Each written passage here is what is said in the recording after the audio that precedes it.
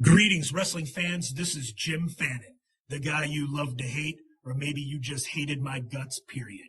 I have the pleasure of leading you into the Midsouth Memories podcast. The views and opinions expressed on this podcast are those of the individuals making the statements, and they do not necessarily reflect those of Maniwa Mike Ruff or the BNMVS Podcast Network.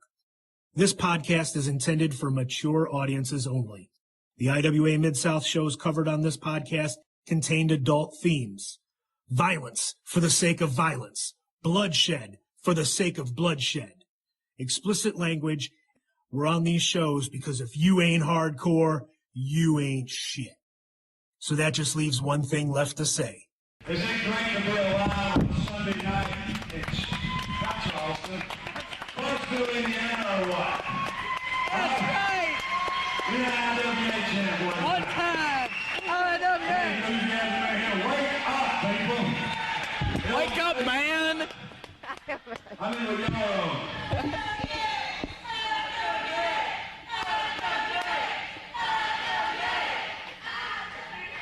Guys, gals, non-binary pals, we in here, Pro Wrestling's BFF Nick Maniwa, joined by Mike Ruff of RuffFigures.com for an episode of Midsouth Memories Spotlight. Mike, how you doing, pal? I am fantastic, Nick. Spotlight number 2, and we got another good one.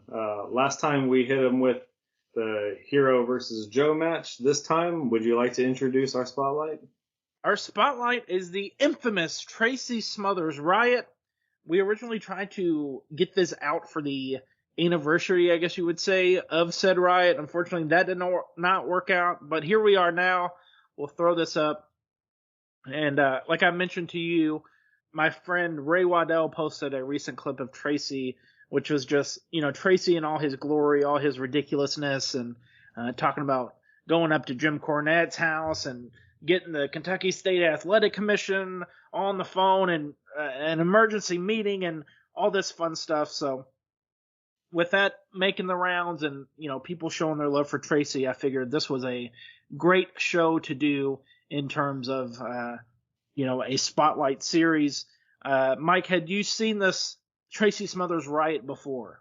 I hadn't seen it. I've heard the lore of it for years and kind of the story of Tracy Smothers in general, and had never seen it, so it was cool to see.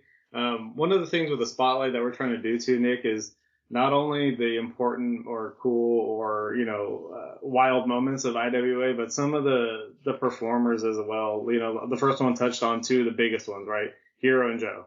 This one is by far one of the most influential and beloved IWA, not only characters, but people, like real people, in Tracy Smothers. So it was only fitting for us to kind of spotlight not only the moment, but also the individual and Tracy Smothers and, reflect on the love that the wrestling community has for Tracy. Right. Absolutely. I think we've talked about it a little bit. High Spots TV has a series with Chris Hero called Shoot Conversations with Chris Hero, where he talks to, Brian Kendrick, and he talks to, Barry Horowitz, and he talks to all these people. And especially for people of like Hero's generation, like Kendrick and whatnot, he always tries to throw out like, any stories about Tracy Smothers, and everyone always, talks about Tracy was great, Tracy was genuine, Tracy gave a damn, he cared about what people did. And I there's multiple pictures of Tracy just sitting at a monitor watching the show and wanting to give feedback to the young talent, whether they searched him out themselves and said, "Hey Tracy, do you mind watching my match?" He would watch it regardless. He would watch the whole show, and he just gave a damn. He wanted that next generation to be better than the generation before him. And people like Ricky Morton and stuff now, they get that wrestling doesn't have to be like it was when they were wrestling back in the day. Ricky Morton understands that, the days of matches like the Midnight Express had and like the Rock and Roll Express had and like Tracy had and all that stuff aren't commonplace nowadays. So when you see someone, put on an excellent tag team match like a Midnight Express, like a Rock and Roll Express, like a Tracy Smothers, It's kind of shocking nowadays with the, I sound like an old man, but the days of Canadian destroyers and 450s and, whatever the case may be. This match, and Tracy wrestled earlier in the show. I believe he wrestled Jamie Dundee earlier in the show. And this moment, this Tracy Smothers riot, comes at the end of a mean and hard match with Mark Wolf and a mystery partner, which ended up being beautiful Bobby Eaton. Jim Fannin and Toolman Tim Tatum on the call for this one. Francine was in for the weekend. This was in, I believe it was May of 2002, so, a year and some change after ECW went away. Ian and Francine were always friendly, so Ian brought Francine in for the weekend, and she managed Mark Wolf on a show in Indy the night before. And then this show here, I believe that this is the first show in the building's history. I think this is the first show. Yes, No Blood, No Guts, No Glory, 2002. This show is famous for the Necro Butcher arm situation in the main event. He took a superplex through a light tube cabin and assorted light tubes in between two ladders, and a light tube was sticking vertically instead of horizontally, and he took a big chunk out of his arm. Tracy defeated JC Ice in the 5th match of the show, and then this tag match was the semi-main event before that Necro Butcher Madman Pondo match. I think it's kind of weird because I think the finish is going down and Tracy runs out and attacks Eaton, and then the match is kind of forgotten about because this is happening. Tracy runs out, goes after Eaton. They're brawling through the chairs. They're going crazy. Tracy's bumping Adam Gooch. He's bumping referees. He's bumping Hero. Just craziness. First time seeing this for you, Mike. What did you think about the chaos as Tracy ran out here? What a wild scene. That's my feeling. We've covered a few moments similar in the past with just pandemonium throughout the arenas and. Right, if you remember that Blood Feast show we did, yeah, Blood Feast show, they busted through the locker room and classic IWA, but yeah, this one was different. It was a little more targeted. It was one individual essentially in connection with Bobby Eaton that kind of kept the entire thing going, and it was all versus one at one point. I think the entire thing kind of started too with Tracy, I think, throws one of the security guards and then runs into a fan, a woman that has like a bat, and she's facing the opposite direction, turns around and kind of whacks him with the bat, and then that just kind of sets everything. I don't know if that was, what the catalyst for starting the entire thing, right. But that's kind of where it really took a turn and became riot real, yeah, and not just a weird wrestling, non-finish to a match. The locker room's emptied. Hero comes in, tries to talk him off the ledge. Tracy's like, oh, okay, I get it. He puts out his hand and then decks Hero, and just kind of meanders around the entire building, punching random people, wrestlers, security, Ian, right. And then all roads lead back to Bobby Eaton on like 4 or 5 different occasions. As soon as Bobby's face pops out around the corner, Tracy's like, ooh, like a dog.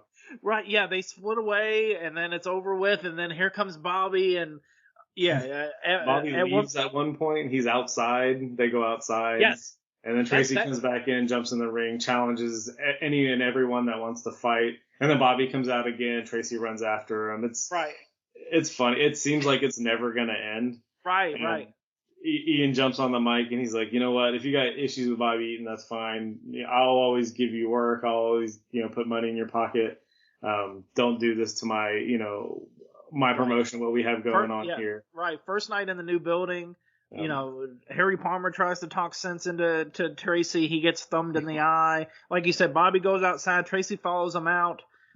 and then Tracy comes back inside and grabs Adam Gooch to like throw him into the chairs, and that's when he runs into that pregnant lady. Okay. I think pregnant lady, she has a bigger belly, but has like on a like showy top, I guess you would say. I don't know, like it looks like she was going to like a club afterwards, not just coming to IWA.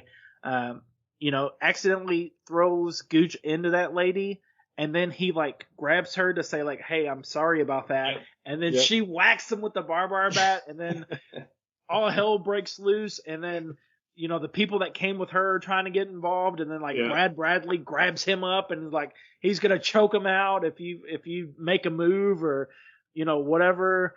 And then, like you said, it kind of comes to an end, and then he grabs Hero, and he's like, "I'm sorry, man. I'm sorry. I'm sorry." And then he clotheslines him, and then it's back at it. And then at one point, Francine like grabs Tracy's like knee pad. She's standing on the floor. He's in the ring, and she's like trying to talk some sense into him. And I actually saw Francine over the summer, and I mentioned that we were going to do this podcast. And Francine goes, "You know what? After all this time, 22 years, I don't know if that was real or not. I don't know if he was working or not." And people always said, especially like Ian and people that worked with Tracy, sometimes Tracy would just snap and you just had to let him ride it out. You know what I mean? Like, I don't know if it was like a total blackout or what. And Tracy would later go on to talk about, issues with concussions and stuff like that. So I don't feel bad talking about it here, but Tracy got in that zone sometimes, and you couldn't get him out until he was done doing what he had to do. You know what I mean? Yeah, and it's you don't know if it's parallels to that or if it's a shoot in this, because that's how it was handled. It was like, no, let him go run around, let him get in the ring. We'll talk some sense into him, but basically just let him do his thing and it'll all die off. And that's kind of how it was handled. Like, no one really attacked him other than like Ian with like a double leg takedown and some right. If you recall, they're like jaw jacking in the ring, and then I don't know if you caught it, but Tracy goes, "Double leg me," and then they start going at it. At one point, Bobby comes in and says, "You don't scare me, you son of a bitch." Right. Which really popped me, because Bobby Eaton's not a promo guy. He wasn't, he never talks shit or whatever. And obviously Bobby Eaton has passed away now. We had him back in 2016, I believe it was. He came with Tracy to do an autograph signing, and he was just on the loop with Tracy that week, going to various shows and selling merch and selling 8x10s. But at this point, I don't feel bad saying this, because the people that were there that can back me up on this, like Jim Fannin or whoever, Bobby was drinking pretty heavily. I don't know if he had too much that night or what, but I took a picture with Bobby at that show, and he just smelled like beer, like just sweating. You can just smell the alcohol on him. So I don't know if that added to, all this chaos of, possibly him having a few too many to drink or whatever the case may be. Tracy's like, "Bring it on, motherfuckers. Hit the ring. Bring it on. I'll fight any of you." And then this fan takes his shirt off and puts a cigarette out on his arm. Did you catch that? No. You gotta watch it back. It's just this dude in the front row takes his shirt off. He's a big fat guy, and puts a cigarette out on his arm to show like, "I'm a badass." Tracy at one point, yes. Fuck. Tracy at one point like headbutts one of the support beams in the building, and those things. I mean, we've seen shows where like people get thrown into them and stuff. Yep. It's a solid beam. Like there's no give to that. That's just a solid metal beam that Tracy is, ramming his head into.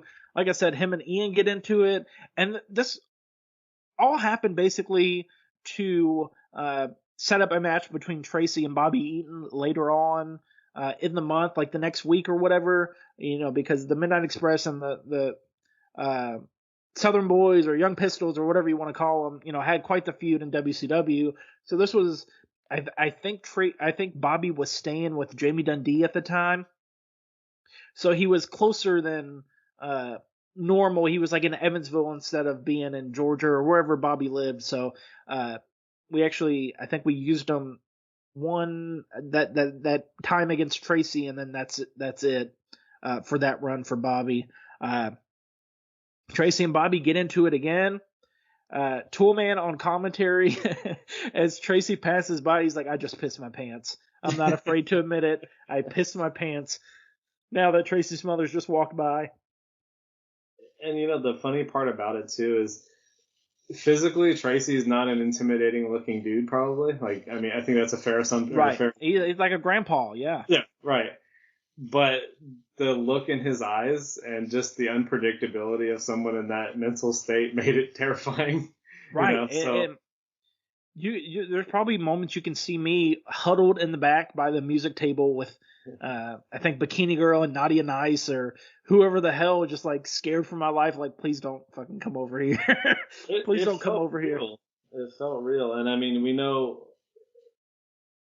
like, Ian kind of toed that line of, these moments on and pulling in all the roster and getting things broken up on if it was real, if it's the shoot, whatever. Most of those, it's kind of obvious that it's not, but this one was a little bit different because it was like an all versus one kind of thing. And then, of course, in the most Ian move that I've maybe ever seen, he's like, hey, Harry Palmer had an idea. If you don't stop, you're not getting paid tonight. Right. Like, yep, of course that was someone else's idea, right? Like, I would not be associated with not paying someone. So it ends, and then Bobby comes back out at the 15-minute mark of this video. It's on YouTube if you've never seen it. He gets punched right in the eye, and he goes down and he goes, "Oh, my eye!" And that became like a quote of lore in IWA because Tracy just dotted him one good time and it got him right in the eye, and he's just like, "Yep, this is over with. He got me in my eye. I'm done with this." But like I said, it went on to lead to a match with Bobby Eaton at a weekly show. Let me see. I think it was the week after. Let's see. Yes. Oh, okay. I misspoke. So the match with Mark Wolf happened on 6/15/2002. On 6/22/2002, he wrestled Bobby Eaton at a show in Clarksville. Not much, not much on of note on that show, but Chris Hero defeats Uncle Honky on that show, which featured Tracy Smothers and Bobby Eaton in the main event. JC Ice wrestled Tarek the Great. This had to be a show. I think this was a show where no, because he's right there. I don't know. Hero wrestled twice. Tarek the Great wrestled twice. So somebody must have not shown up, or there was a car missing or something, because people worked twice. And then on 6/29, if I can get my fat fingers to click the right thing. Thank you, CageMatch.net. On 6/29, and I believe this was a show where Ian wasn't at, Bobby Eaton defeated JC Ice. So we did have Bobby Eaton in 3 times for this run. The tag match, the Tracy match, and then he wrestled JC Ice. One of the greatest of all time.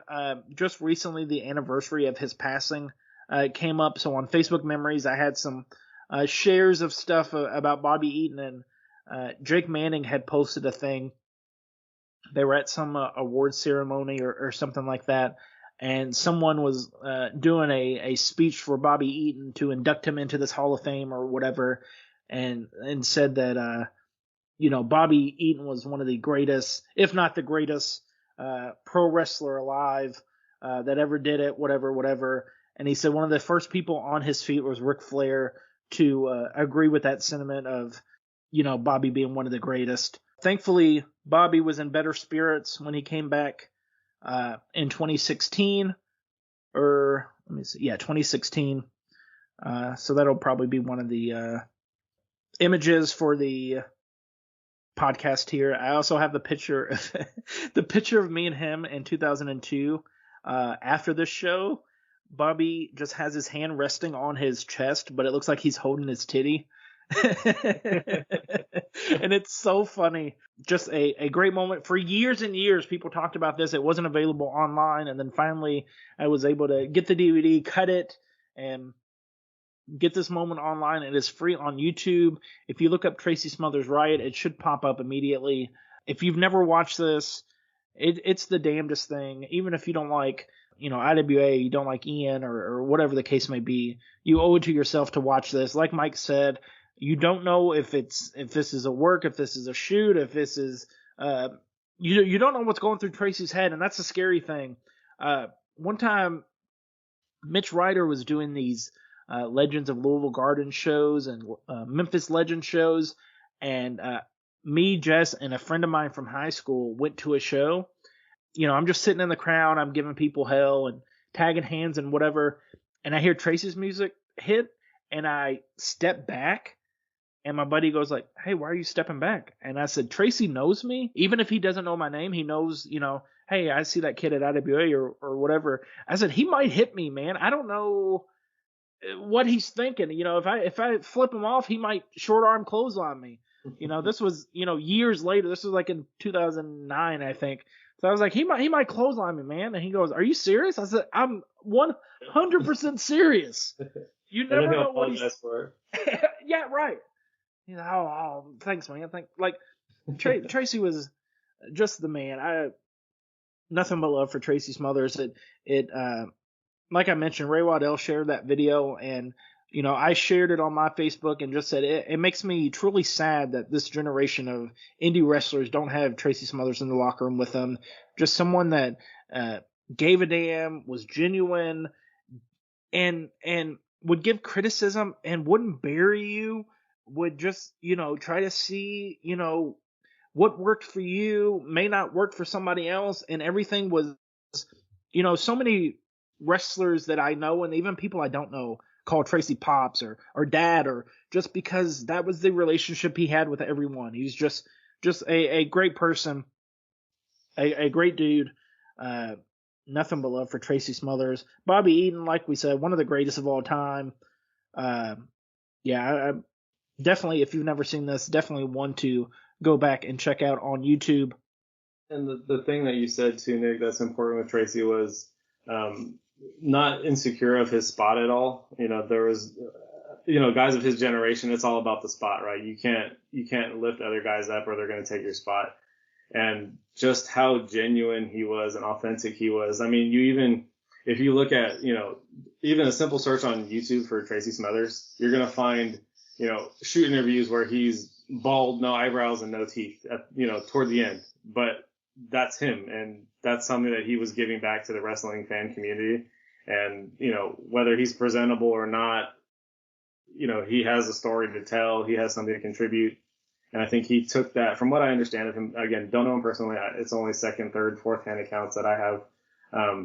But he took it amongst himself to improve not only individuals, but the entire industry. And, did that through guys at all levels, whether they were ever going to be anything or they were just some local talent on a local indie show. He took the time to, foster their interest in wrestling and, contribute to their improvement and get them to a point where, they had the Tracy seal of approval, whether they were great or not, Right. Absolutely. He truly one of those wrestlers that wanted to leave it better than he found it. And that's what he did for, a Cage Match says he had 100 matches in IWA. It could be more just from like little spot shows and stuff like that. Even, the later days of IWA Mid-South always came out, would cut promos and, talk his shit. And, at the end there, it was definitely,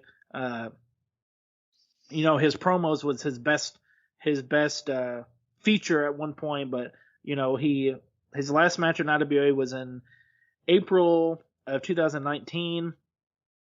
He turned heel in 2016 at the 20th anniversary show by bringing in a masked assailant, which ended up being Rick Brady of Destination One Wrestling, which was a rival promotion that we had in IWA in Kentuckiana for quite a few years. And, they would run free shows, or they would run shows with free concessions, or they would have a free show with Tito Santana or whatever the case may be, on a Thursday that we were running a Thursday. And, Rick started at IWA back in the day from the ring rentals, and then, started helping with that Wolfpack Championship Wrestling, which I mentioned on a previous podcast. And then Destination One Wrestling became a thing. And Tracy was his top guy for a long time there. And then at the 20th anniversary show, he defeated J.J. Garrett to win the IWA title. And then instantly it was, I'm going to turn this into the D1W title. And D1W is the best. And IWA sucks. And I hate everyone. And, yada, yada, yada.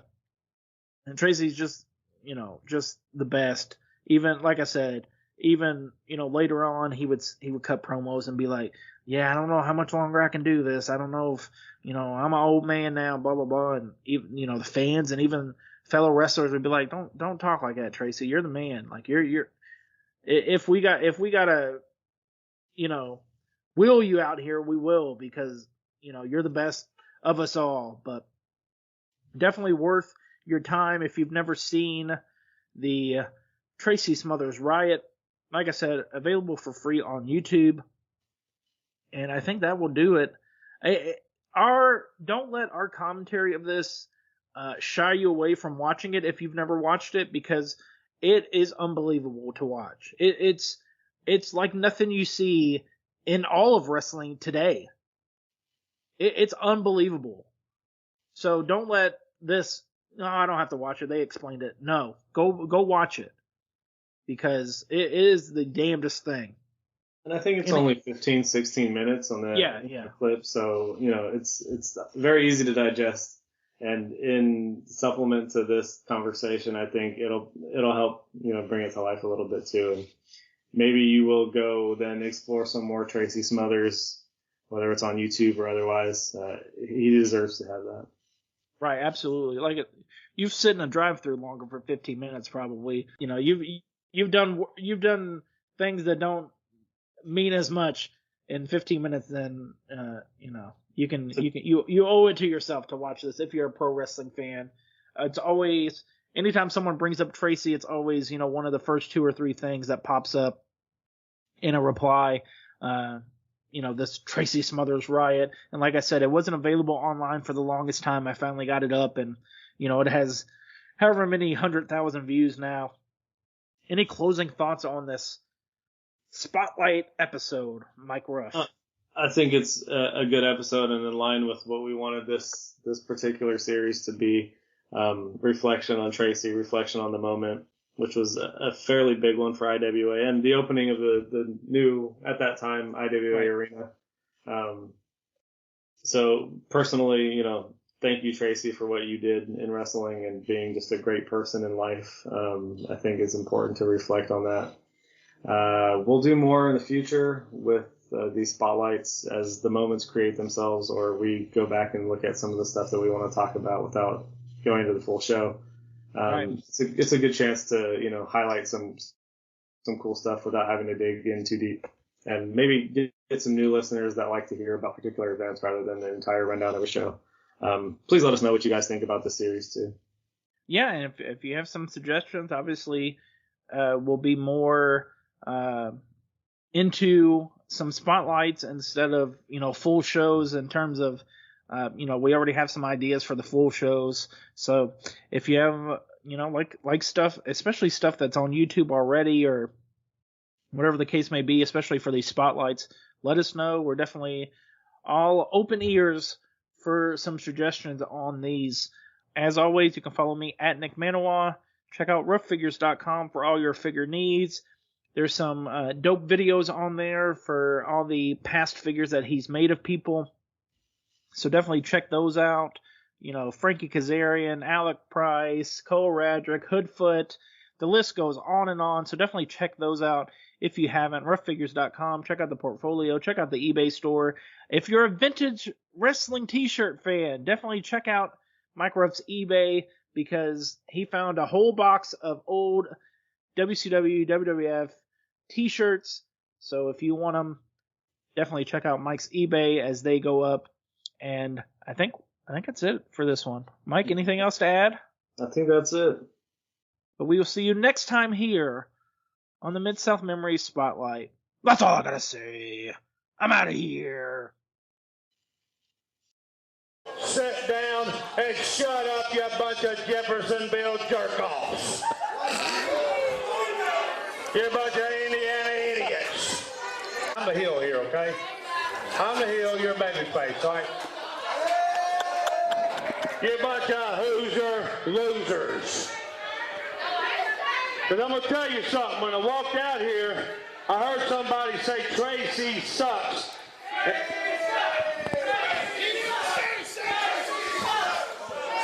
What's going to happen? And if I hear Tracy sucks, I'm going to come out there and slap off 50. God, he can add quickly. And he's pretty accurate, too.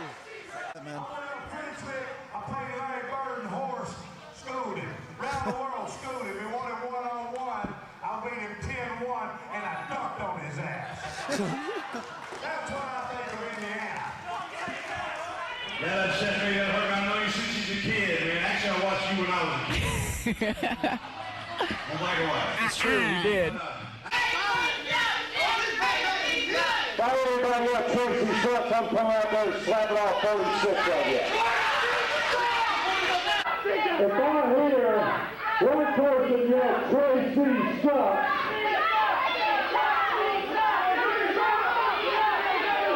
I will punch those everybody in the ring and start with you, fat boy. Tracy, you don't suck. Before I fuck you up and beat you up, kid, I'm going to give you the rest of your life. If I hear anybody check, poke a bat, I will commit ultra mega mass homicide. This never happened place right now. If I hear one IWA chant, it's C1W.